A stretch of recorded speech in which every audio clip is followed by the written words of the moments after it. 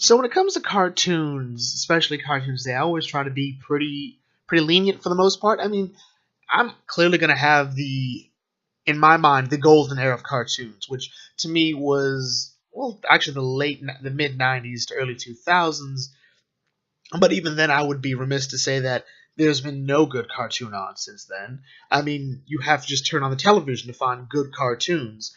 Gravity Falls, has ended, Star vs. the Forces of Evil, Steven Universe when it wants to be, Adventure Time as it keeps trying to end and space itself out too well. But I'm also going to remember the things that I think do what these new shows do better. I'm going to remember Avatar: The Last Airbender. I'm going to remember the Batman animated series. I'm going to remember Gargoyles. Realize how it pushed a lot of boundaries in this way similar to Steven Universe. But I'm also going to remember the bad cartoons that run at that time, like Sheep in the Big City, whatever happened to Robot Jones. It's a process. It's a process, but when I look at something now in the CN era of Cartoon Network, I always think of, well, I try to avoid shows, but there are good things like, Gumball, Steve Universe, which we mentioned, We Bare Bears gets chuckles out of me in a regular show. But then I remember Teen Titans Go, and I just sort of rubbed my temple a bit. But Teen Titans Go is sort of a weirdly placed show. I think some people want to call it the black sheep of Cartoon Network. I don't think that's quite true. I think it's a show that has risen to a sort of glorious infamy. It's famously infamous because the fans have sort of split it and it sort of fed its own popularity. Like, we know people that have watching this just to bash it, which isn't anything new in anything actually. But let's take a look at Teen Titans Go, and it's a holdover from the DC Nation, which was a Saturday morning segment where DC played a multitude of shows, which I thought for the most part were all really good, and then it went away, and then Teen Titans Go sort of survived the crash and the destruction that was DC Nation, and it's sort of risen up to this point of fame where it's getting a theatrical movie. For the most part, I've been on the fence. I've been sitting listening to multitudes of people talking about how good it is, how smart it is, and then I hear people listing a multitude of issues about how the show has ruined Teen Titans as a whole, how it would destroy their childhood, how it sank the Titanic, how it interfered in the 2016 election and blamed Russia for it. And I'm just sort of like, it's not the worst thing that happened to Cartoon Network. I could sit down and tell you a lot of things that I think fit the mold for what ruined Cartoon Network, or, the worst things that happened to Cartoon Network. Whether it's Uncle Grandpa, how Cartoon Network has handled Toonami, which is an almost separate discussion itself. Ben 10 refuses to die. The era of non-cartoons. We all forget the era of non-cartoons. Removal of Samurai Jack. The removal of really interesting movies that used to play on Fridays and Saturdays. It wasn't just Cloudy with a Chance of Meatballs. It was An American Tail. It was a Dexter's Lab movie. It was Bon Voyage, Charlie Brown, Race for Your Life, Charlie Brown. It was a multitude of really good stuff. And The Land Before Time, which is also really good. And you could probably also name some other things, but I think Teen Titans Go is far from the worst thing that ever happened. And to be fair, the show does have its faults that really stopped me from actually sitting down and watching it episode to episode, cover to cover. I will not marathon watch Teen Titans Go. And primarily it's because of how annoying some of the characters can be, which when combined with the lowbrow humor, it can be a bit hard to stomach for some people, but I don't think that's the real problem, at least not for me.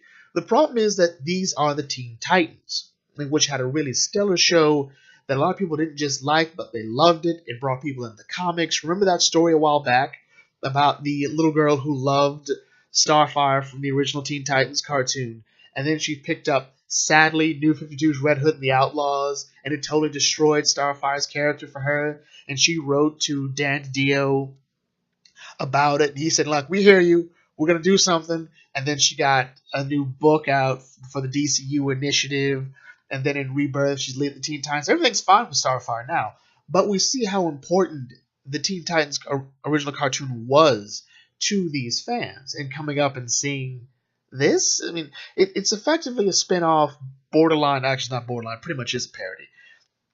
And it is going to constantly be compared to that original show, and it takes, like any good parody or spinoff, it takes traits that aren't takes key traits of our characters and sort of amplifies them, intensifies them for comedic effect. Robin is a spastic. He's a type A spastic weirdo.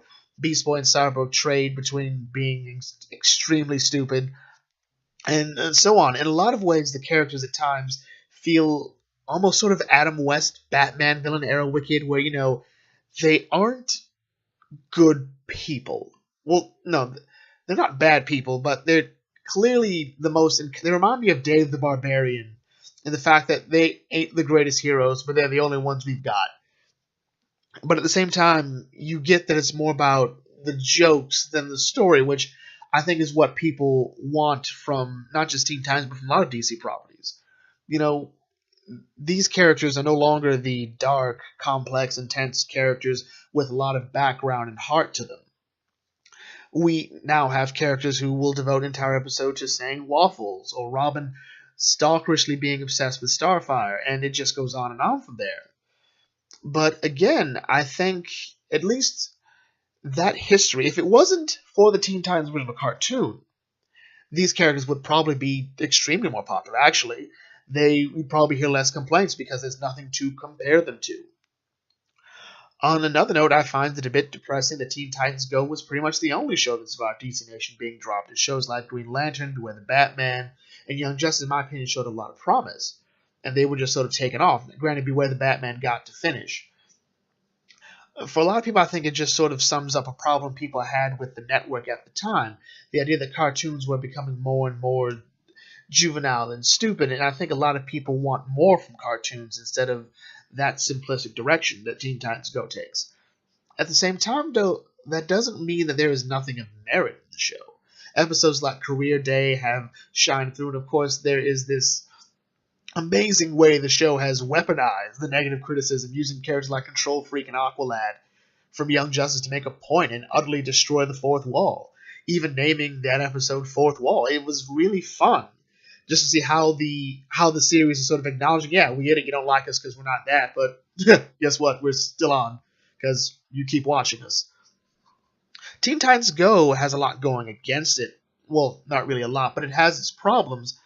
And we could make an argument that Teen Titans Go could almost represent the negative shift in direction that people think cartoons should be going on, but Teen Titans Go wouldn't be the pinnacle of that. You could argue that, the modern SpongeBob could be that. You could argue that Uncle Grandpa's that. You could argue that Clarence is that to an extent. But I think to sort of say that this is a huge problem in cartoons these days sort of downplays the achievements of shows like Gumball, Adventure Time, Steven Universe, Over the Garden Wall, and we have Infinity Train coming next year, and I've heard good things about OK Go.